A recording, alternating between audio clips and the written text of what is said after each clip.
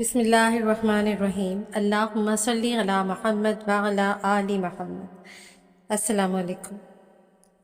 ایک سوال جو بار بار ریپیٹ کیا جاتا ہے، بار بار پوچھا جاتا ہے اور بار بار دعا کی بھی درخواست ہوتی ہے جو ہم اوروں سے کرتے ہیں، جن لوگوں کی درود شریف کی کثرت ہوتی ہے یا جو لوگ درود شریف کی بات کرتے ہیں، تو ہماری یہی ان سے ریکویسٹ ہوتی ہے کہ درود شریف کی کثرت کے لیے دعا کیجیے، اور ہم خود بھی یہی دعا کرتے ہیں، کیونکہ درود شریف کی تعداد بڑھانا صرف زبان کی مشق نہیں بلکہ یہ دل کی تربیت ہے۔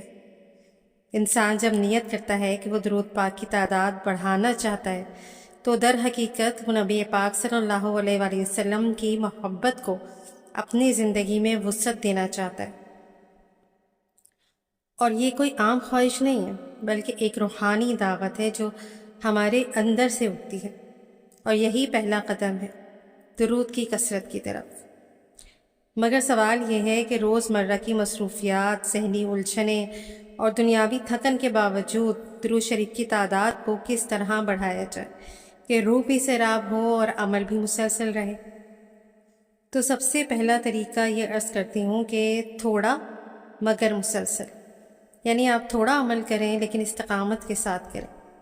اگر آپ فوراً 1000 بار درود کا ہدف رکھیں گے تو چند دنوں میں آپ کو تھکن محسوس ہو، لیکن اگر روزانہ صرف 100 بار درود پڑھنے سے شروع کریں گے، جیسے 33 صبح، 33 شام اور 33 رات کو سونے سے پہلے، تو نہ صرف آسانی ہوگی بلکہ یہ عادت بنتی چلی جائے گی۔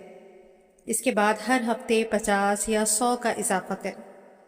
آپ یاد رکھیے ایک بات کہ اللہ پاک کو تسلسل والا عمل زیادہ محبوب ہے، چاہے وہ کتنا ہی تھوڑا کیوں نہ ہو۔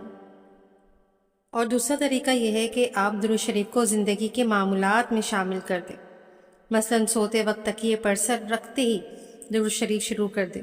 کسی کے انتظار میں بیٹھے ہوں، موبائل استعمال نہ کریں، درود پڑھیں۔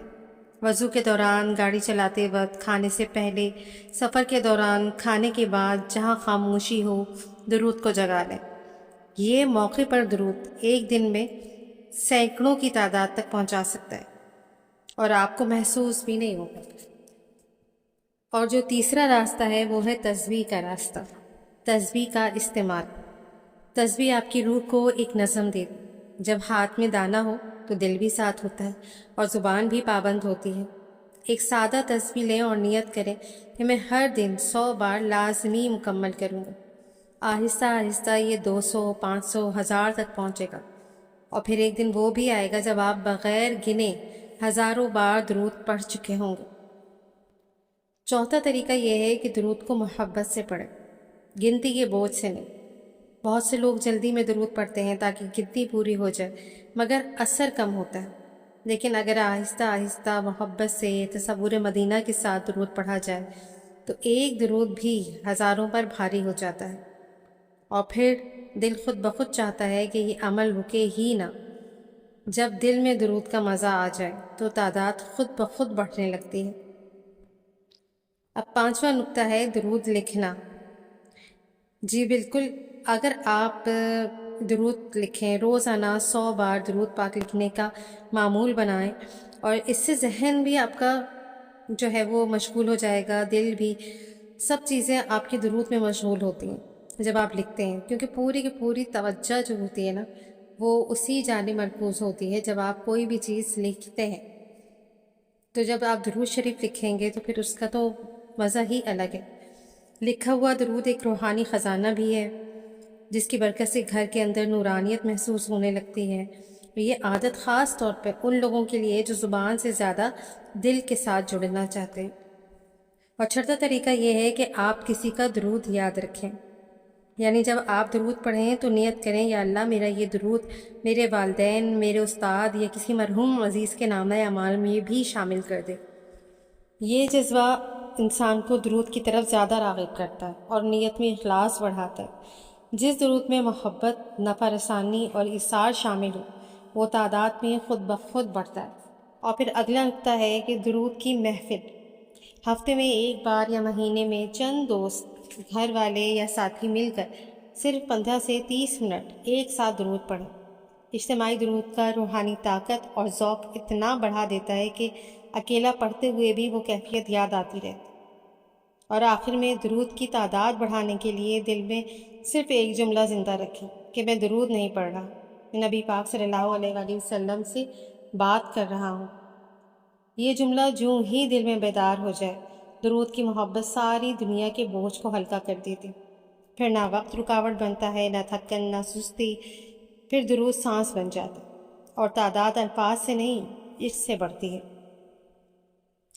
جو لوگ ابھی اس سعادت سے محروم ہیں لیکن ان کے دل تڑپتے ہیں کہ ہم بھی درود شریف پڑھیں، تو آپ یقین کریں کہ اس طرح سے ان میں سے جو بھی آپ کو کوئی بھی روٹین آپ کو لگتا ہے کہ میں اس طرح پڑھ سکتا ہوں یا پڑھ سکتی ہوں، تو آپ اس روٹین کو اپنائیے۔ اور دوسرا یہ کہ کام کرتے وقت، چلتے پھرتے، جب آپ تسبیح ہاتھ میں نہ لے سکیں تو اس وقت بھی آپ درود شریف پڑھتے رہیں، کیونکہ تعداد تو آپ کی ایک جگہ نوٹ ہو رہی ہے، لیکن بلا تعداد بھی آپ پڑھیں گے تو وہ جو وقت آپ اپنے کاموں میں گزار رہے ہیں، آپ کا دل چاہتا ہے کہ آپ وہ وقت بھی درود شریف کو پہ لگا دیں، تو اس طریقے سے آپ کا کام بھی وقت پہ ہو جائے گا اور آپ درود شریف کی کثرت بھی ہو جائے گی۔ اور باقی جو آپ تعداد میں پڑھنا چاہتے ہیں، جو آپ تسبیح پہ پڑھنا چاہتے ہیں، توجہ سے، محبت سے، ایک جگہ بیٹھ کر یکسوئی کے ساتھ پڑھنا چاہتے ہیں، تو وہ بھی آپ الگ سے پڑھ سکتے ہیں۔ تو اس طریقے سے ڈبل فیض ہوگا انشاءاللہ العزیز۔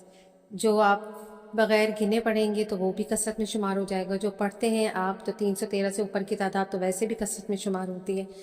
تو اس روٹین کو اپنائیے۔ اور ایک بہت پیارا درود شریف ہے، سیدنا کریم صلی اللہ علیہ وآلہ وسلم، یہ والا درود شریف اگر آپ پڑھتے ہیں تو بہت اچھا ہے، لیکن اس کے ساتھ ساتھ آپ اس کو لکھنا بھی شروع کریں۔